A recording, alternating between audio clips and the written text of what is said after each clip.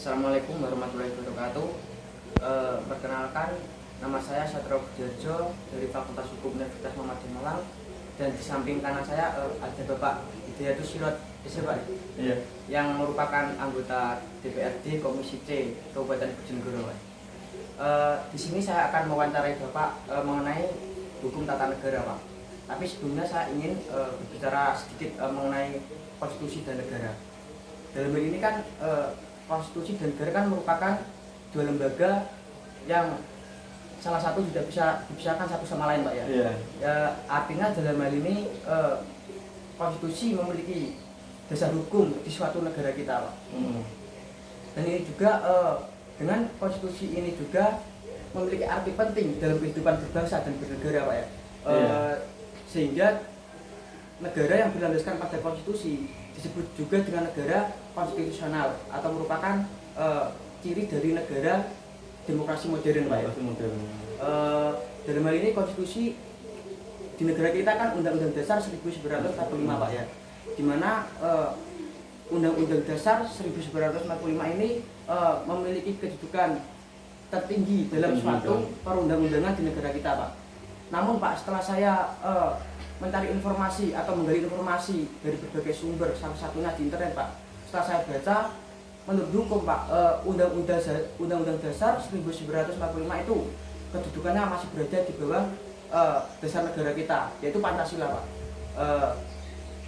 Itu kan menurut hukum, Pak. Sedangkan menurut lainnya atau menurut Bapak sendiri itu gimana mengenai Undang-Undang Dasar yang kedudukannya merasa masih berada di dasar negara kita? Artinya dasar negara kita masih di posisi ke atas di dalam negara kita, Pak, ya. Itu pertanyaan pertama, Pak. Sedangkan dalam hal ini konstitusi memuat pasal-pasal yang mengatur hubungan negara dan warga negara, atau yang lebih jelasnya bisa dikatakan yang mengatur isi semua di dalam negara kita, Pak, ya. Dengan adanya Undang-Undang Dasar 1945, dengan hal ini negara kita sudah sah menjadi syarat salah satu dari negara demokrasi modern. Pertanyaan inti saya atau pertanyaan kedua gini, Pak. Dalam hal ini, hukum tata negara itu mencakup bahasan seperti apa dan apa saja yang dibahas mengenai kaitannya dalam struktur organisasi di negara kita? Itu mungkin dua pertanyaan yang bisa saya sampaikan. Mohon Bapak jelaskan secara singkat dan jelas. Baik, jadi kalau saya menjelaskannya melalui kalau dari kan yang dari sudut pandang saya sendiri, ya. Soalnya Menurut Bapak, kalau menurut saya seperti ada, kalau dari sudut pandang saya sendiri, Pancasila dan Undang-Undang Dasar 1945 adalah dua hal yang menjadi dasar di negara kita, tapi menunjukkan dalam dua ruang bidang yang berbeda. Undang-Undang 1945 sebagai dasar landasan hukum dari semua regulasi atau peraturan hukum yang ada di Indonesia, pastinya akan mengacu dari Undang-Undang Amandemen 1945 itu. Tapi beda lagi dengan Pancasila. Memang keduanya, kalau bagi saya sendiri, dasar dari Indonesia itu ya dua itu.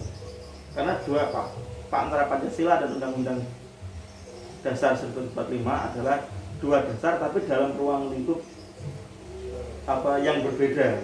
Jadi dalam hal ini dasar negara sama undang-undang itu menurut Bapak itu memiliki kedudukan tertinggi, Pak.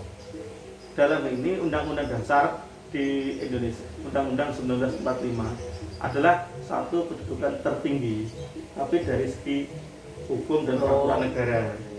Sedangkan Pancasila mempunyai kedudukan tertinggi, itu juga merupakan kedudukan tertinggi apabila memandangnya dari segi segi keseluruhan dari segi pribadi dari bangsa itu sendiri. Ya. Kalau bahasa gampangnya bisa dibilang kalau Pancasila itu adalah dasar dari ideologi kita. Ya, ideologi kita sebagai hubungan antara negara dan masyarakat. Tapi kalau Undang-Undang 1945 sendiri, menurut saya dia lebih mengacu sebagai dasar dalam konstitusi tadi kayak peraturan perundang-undangan.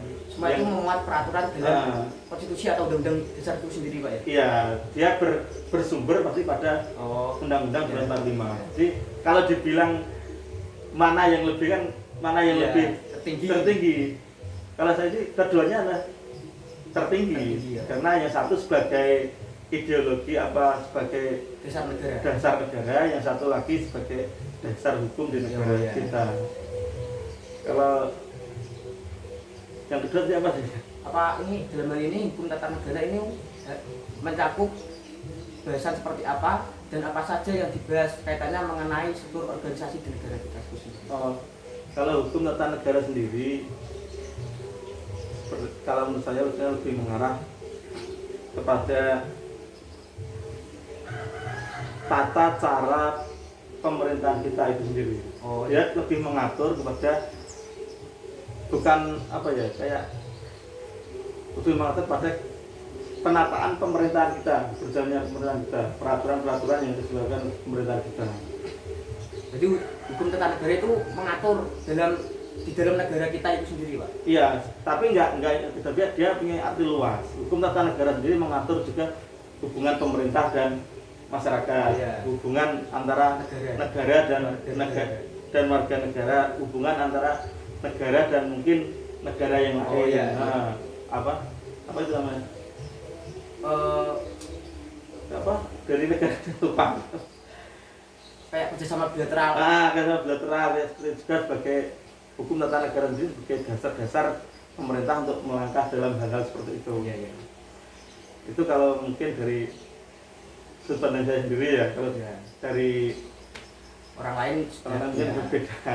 Karena saya penerapannya lebih, kalau tadi ya Undang-Undang 45 dan Pancasila. Yang jelas yang bisa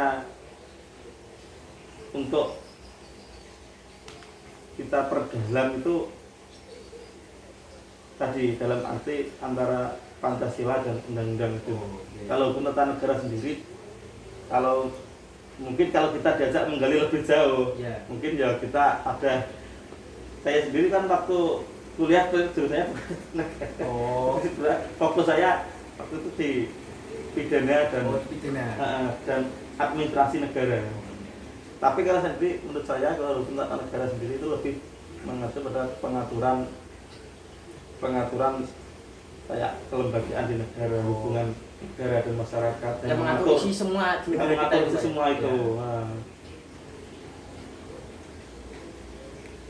Jadi ya hukum tata negara ini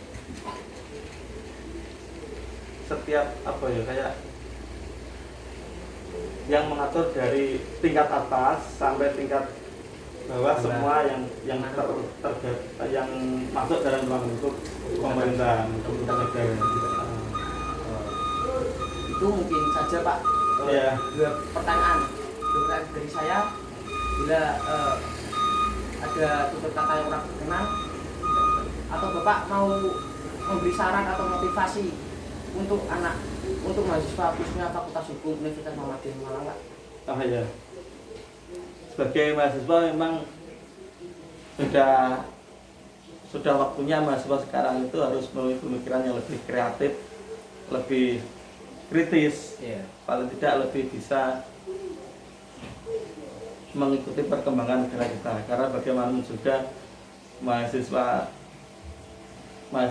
sekarang adalah tonggak dari nanti pemimpin penerus kita. Ya. Jadi tetap semangat, tetap kritis, tetap harus bisa berkecimpung dalam pemerintahan. Itu aja Mungkin itu yang bisa saya sampaikan untuk teman-teman mahasiswa dari UMM Malang. Ya, itulah tadi wawancara mengenai hukum tata negara.